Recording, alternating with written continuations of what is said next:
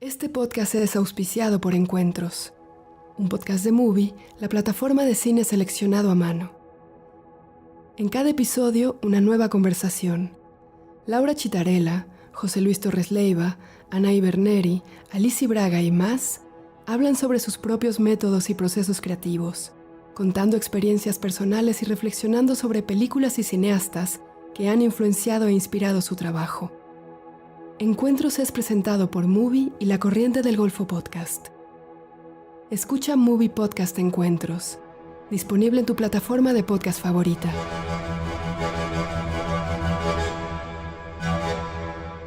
Hola, ¿cómo les va? Bienvenidas, bienvenidos al podcast Festivales que hacemos con el auspicio de Movie. Y hoy vamos a repasar lo mejor que hemos visto en los festivales que cubrimos durante el primer semestre de 2026. Entre ellos Berlín, Bafisi y Cannes.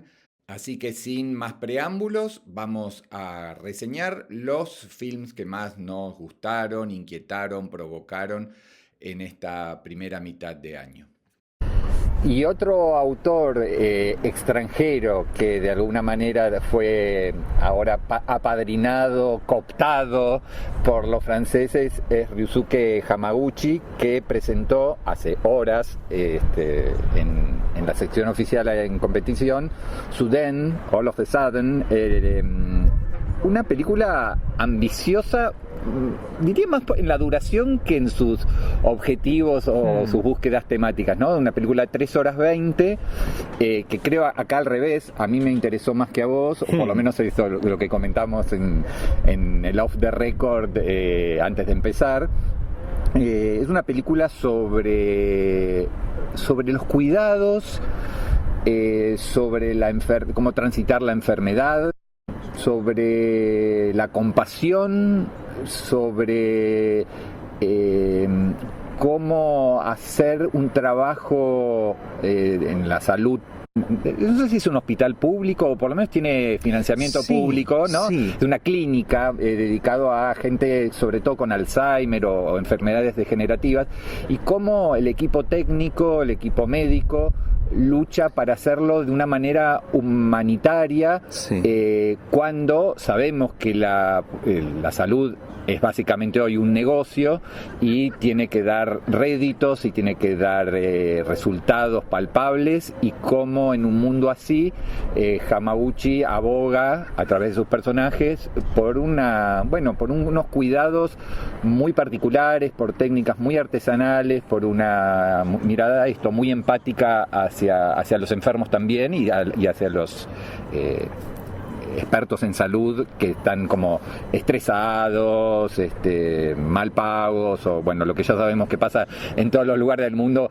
Sí, a mí me va a costar, digamos, hablar un poco en contra de esta película, porque debo decir que concuerdo a nivel personal completamente con el discurso del film, ¿no? Con esta celebración de los cuidados, con este reclamo de una mayor humanidad en el trato de las personas que pasan por situaciones difíciles, en este caso en esta especie de residencia en la que se cuida a personas que además tienen una situación muy muy difícil, que es que están expuestas a procesos de demencia y Alzheimer, ¿no? Entonces tenemos a estas personas muy vulnerables.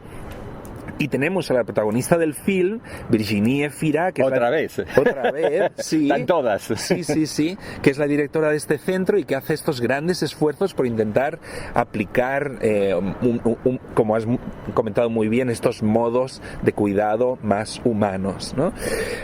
Pero Hamaguchi, le va incorporando nuevas capas y nuevos personajes, ¿no? En principio parecería ser la dinámica de un centro que es algo muy afín al cine francés, que siempre te muestra, ¿no?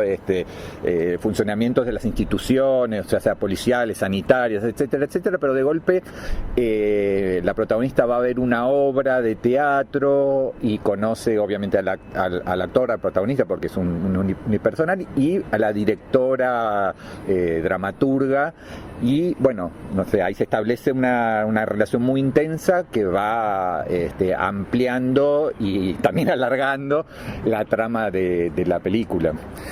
Claro, yo diría que sin haber sido en ningún momento un gran admirador del cine de Hamaguchi, estoy hablando de mí, sí que su cine me había interesado sobre todo por su capacidad para entrecruzar un tipo de estudio muy incisivo de los dramas personales con un cierto aliento poético, ¿no? Esto es lo que quizá primordiaba en las películas que más me gustan de él, como Happy Hour, era la que era súper larga, como de 4 o 5 horas, sí. O Drive My Car, ¿no? Películas que sin llegar a deslumbrarme me habían gustado bastante. No, a mí es un director, sí, recordemos, está bien lo que vos dijiste, Drive My Car quizás es la más conocida, sí, pero también la Ruleta de la Fortuna y la Fantasía, El Mal No Existe, o sea, es un director que en los últimos años ha consolidado una filmografía muy celebrada, y acá me parece que arranca con una cosa como muy concreta, muy específica, de incluso las internas entre los enfermeros y los acompañantes y la cuestión burocrática y presupuestaria y que eso. Pero cuando empieza la zona japonesa de la película, incluso después hay parte filmada en Japón, parece que la película ahí tiene aires un poco más líricos o más ligados en la relación que se establece entre esta artista japonesa que también está atravesando un problema extremo de salud, un cáncer, y después si querés podemos hablar un poco de sí, toda esta parafernalia de situaciones extremas que plantea. Pero me parece que ahí hay, en esa amistad entre seres diferentes, pero que que intiman de alguna manera y encuentran como un sosiego y un complemento a sus propias situaciones, ¿no? Esta persona que atraviesa un cáncer encuentra a alguien que se dedica a los cuidados paliativos, y alguien que venía con un nivel de estrés totalmente enfermizo y una locura dedicada al trabajo, encuentra en alguien más sosegado, que le enseña masajes en los pies y cosas así como muy sutiles e íntimas. Bueno, que también hay otras posibilidades. Entonces me pareció interesante esa relación dual y de alguna manera complementaria. Pero es cierto, no sé si querés, porque digamos, está todo el tema de la muerte, las enfermedades degenerativas, el cáncer. Hay mucha carga en la película, para mí trabajada en un lugar, como siempre en el de él, alejado de la crueldad del cine contemporáneo, pero quizás a vos te hizo ruido, ¿no? Sí, la verdad es que no, en ningún caso catalogaría la nueva película de Hamaguchi como una obra cruel.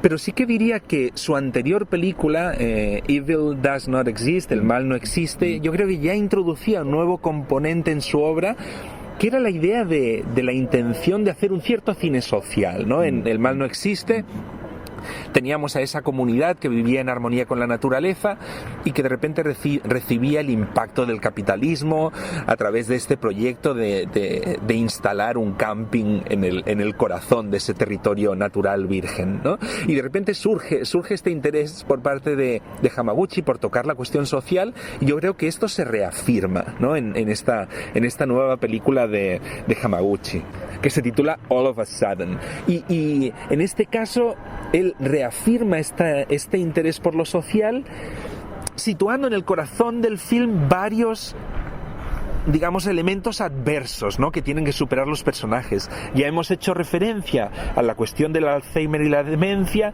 tú has hecho referencia a la cuestión del cáncer, pero hay un elemento más de vulnerabilidad, y es la cuestión de que hay un niño de por medio, que es el nieto del actor protagonista de la obra de teatro que tiene un peso importante en la película, que es autista, ¿no? Y mi impresión, digamos, ¿no?, esta acumulación de adversidades, yo no la interpreto como un gesto cruel por parte de Hamaguchi, pero sí que me parece un poco excesiva, y que en el fondo lo que termina provocando es un cierto subrayado de ese discurso humanista que está planteando Hamaguchi, y que para mí al final termina siendo un poco blando y termina imponiéndose de una manera un poco naif esas buenas intenciones de la película. Y la otra película que sí, en este caso como estrenos mundial, y que hemos visto los dos y que me parece que es interesante discutir, es Los Vencedores, un documental Bueno, como con todos los documentales modernos, con algo de ficcionalización o de construcción de un carácter, de ciertos personajes que van más allá del registro observacional. Y la curiosidad es que Pablo Aparo se fue a las Malvinas, digamos, en un momento o en circunstancias en las que incluso cuando el avión baja al aeropuerto del lugar, se dice que, bueno, que no se puede filmar, que no hay que mostrar ninguna simbología argentina. En las primeras escenas, cuando él filma algún pub, etcétera, etcétera, dice, che, ¿qué haces acá? Mejor a la gente le puede enojar, puede generarte inconvenientes, hay como mucha advertencia, mucha resistencia. Y sin embargo, con el correr del film, obviamente en el montaje que él decide construir, bueno, va generando relaciones muy interesantes con gente bastante hosca, huraña y claramente alejada de la simbología y del parecer argentino. Eh, Ahora te paso la palabra, pero es una película muy arriesgada en algún sentido, muy provocadora, muy polémica, muy controvertida, porque puede verse desde los sectores más nacionalistas como una forma de humanizar al enemigo, de darle entidad, de darle incluso rasgos de simpatía a bueno, gente que claramente dice en pantalla que odia a los argentinos, que no quiere saber nada con los argentinos, que se sienten ingleses, británicos, etcétera, etcétera. No sé cómo viste vos la película y su construcción y su resultado. Sí, adhiero a lo que decís. Es una película que tiene un poco esa incomodidad propia del tema. Eh, a mí me parece que lo interesante que tiene la película es esto, ¿no? La posibilidad de darles voz a quienes particularmente no han tenido mucha voz en el relato argentino, que son los propios pobladores y quienes, lo más interesante, también es interesante en el film como muestra. Digo, cómo las secuelas de la guerra es algo que también perviven en la sociedad, ¿no? No, más allá de que hayan, digo, del triunfo bélico y de que sigan siendo inglesas y demás. Claramente la sociedad es una sociedad que está atravesada por ese conflicto, por sus consecuencias, por los recuerdos que tienen los pobladores de esos años. Y lo interesante es cómo a partir de esas miradas y sentires opuestos, terminan encontrando cierta coincidencia en este aspecto, ¿no? De decir que, bueno, claramente, digo, la guerra tuvo ganadores y perdedores, pero en el terreno el padecimiento fue igual para todos. Me parece interesante también esta idea digo, de que el Bafisi apueste por ciertos discursos políticos, a priori, como decíamos recién, incómodos, que salgan un poco del relato establecido. Me parece interesante que se piense muchas veces la incomodidad desde lo político y no solo desde lo formal, ¿no? Porque muchas veces, digo, quizás asociamos a películas difíciles, bueno, que duran 3 horas y son plano fijo de no sé qué cosa, o tienen un relato que se aleja quizás de los parámetros habituales. Bueno, y acá anteponen este documental, digo, que va a despertar, que está generando ya de debate a partir de sus primeras exhibiciones, y que muestra, como decíamos, una suerte de reverso de todo lo que se ha dicho históricamente desde Malvinas en el cine argentino. Y la otra película que también ganó un premio, si se quiere un poco menor, y nos gustó mucho, es Notre Salut, A Man of His Time, es el título internacional en inglés, la película de Manuel Mar con Swan Arlo, gran actor. El director había hecho una película que había estado en la Semana de la Crítica, se llamó Rien à foutre, que estaba muy bien en el 2021 y ahora, bueno, fue como ascendido a la sección principal. Fue el único premio francés, o totalmente francés, porque Virginie Fira es actriz francesa, pero por una película entre francesa y japonesa, ¿no? Como la de Hamaguchi, pero en este caso en un palmarés que no tuvo premios para Estados Unidos, ¿no? Para el cine estadounidense, y tuvo poco para el cine francés, que son los que suelen monopolizar un poco en general los premios de Cannes. Este año fue bastante europeo, si se quiere, europeo no francés. Y Notre Salut no, nos gustó, nos había gustado mucho, había quedado como en el tintero.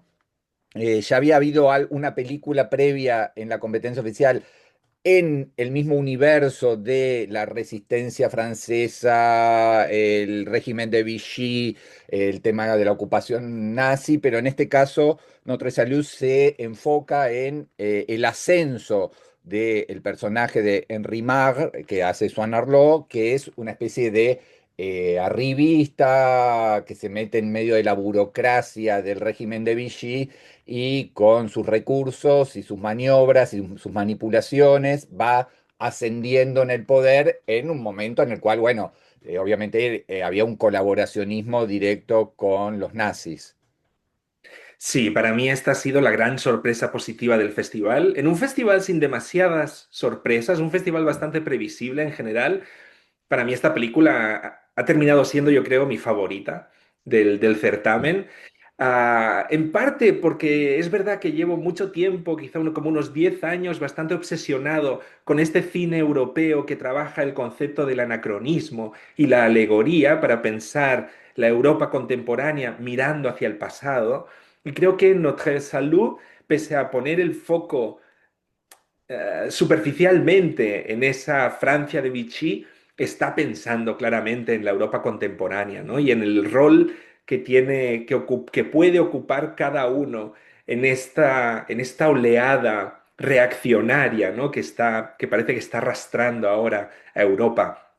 Y esto, Emmanuel Magre, el director, lo consigue poniendo en juego un trabajo escénico cargado de anacronismos que a mí me hizo pensar muchísimo en el cine de Peter Watkins, al que admiro profundamente, en cuanto a filmar con un estilo pseudo documental, utilizando la luz de una manera muy artificiosa, como utilizando un foco de reportero televisivo en las escenas nocturnas y también introduciendo temas musicales pop de la década de los 70 y los 80 para ilustrar, por ejemplo, algunos momentos de imágenes de archivo, momentos que a mí me hicieron recordar muchísimo el cine de Pietro Marcello, ¿no? Ujú. Yo creo que para mí esta Notre Salut es una película hermana de las grandes películas de los últimos años de Pietro Marcello, de Alice Rohrwacher, de Christian Petzold, de Bonello.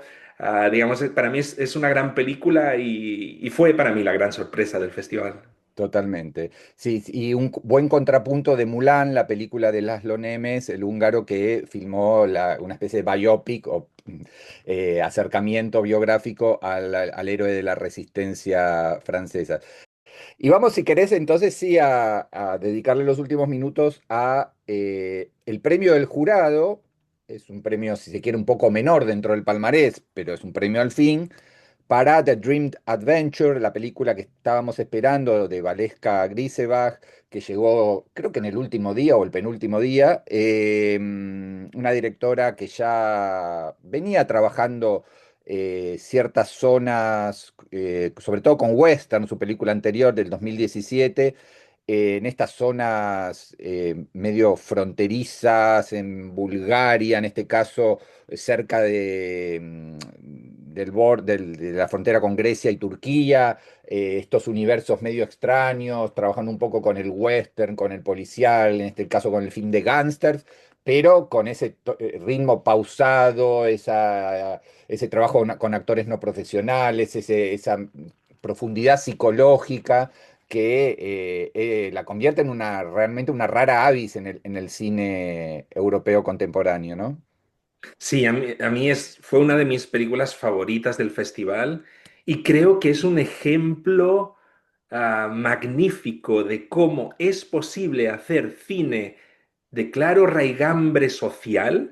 En este caso es una película que aborda, digamos, la corrupción, o justamente antes, a propósito de Fjord, hablábamos de las diferentes Europas, ¿no? De cómo conviven diferentes modelos en la Europa contemporánea, y aquí claramente estamos en la Europa del Este, la Europa que ha quedado, digamos, en una segunda división después de la caída del muro de Berlín.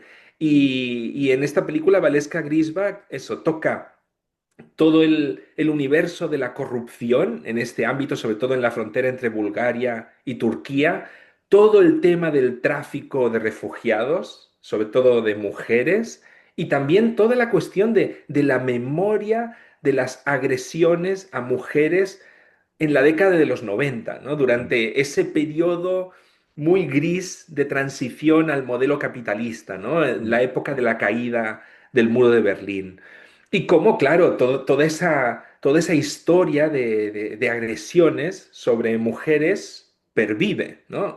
Todavía pervive en una Europa que se quiere ver a sí misma como moderna, como progresista, pero que todavía tiene sus zonas oscuras, ¿no? Sus espacios, tierras de nadie, ¿no? Territorios comanche, donde sigue campando la ley del más fuerte. Y todo esto, Valeska Perdón, Grisbach, lo hace Manu sin caer en la denuncia horrorizada, subrayada, políticamente correcta. Hay como un trabajo sobre el contexto, ¿no? Los climas, hay como una sensación de mucha corrupción y de peleas entre bandas mafiosas, lo que le ocurre en el alrededor a este personaje tan increíble que interpreta Yana Radeva, uno de los personajes femeninos más interesantes de todo Cannes, pero podría haber caído en imágenes muy gráficas, muy terribles. Hay esbozos, hay momentos en los que uno percibe que eso está ocurriendo, pero todo trabajado de una manera muy sutil y muy magistral por Grisebach. sí, muy sensible. Yo diría que la clave es que lo principal son los personajes, ¿no? Y la experiencia vital, real, compleja de estos personajes, ¿no? Los personajes nunca están por encima del discurso o de la temática social, sino que todo emerge de las experiencias de los personajes. Y sí que hay momentos en los que la cosa puede ser más explícita. Hay momentos donde la mujer protagonista se encuentra con otras mujeres que le relatan situaciones terribles, ¿no? De violaciones que vivieron en la década de los 90.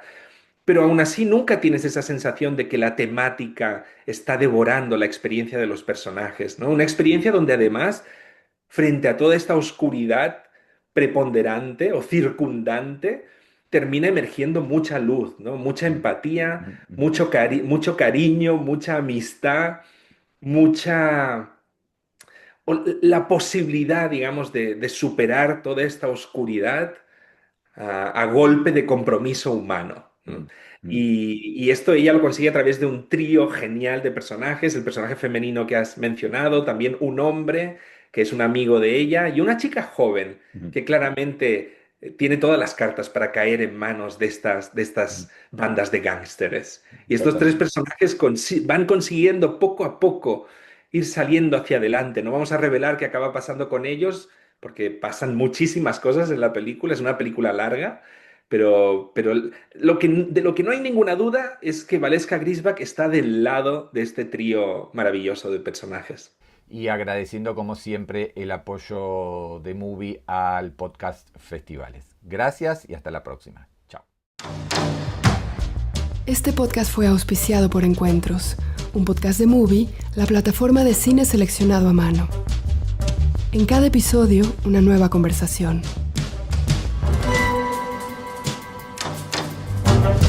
María Aparicio, Natalia Beristain, Gustavo Vinagre, Lila Vilés y más hablan sobre sus propios métodos y procesos creativos, contando experiencias personales y reflexionando sobre películas y cineastas que han influenciado e inspirado su trabajo. Encuentros es presentado por Movie y La Corriente del Golfo Podcast. Escucha Movie Podcast Encuentros, disponible en tu plataforma de podcast favorita.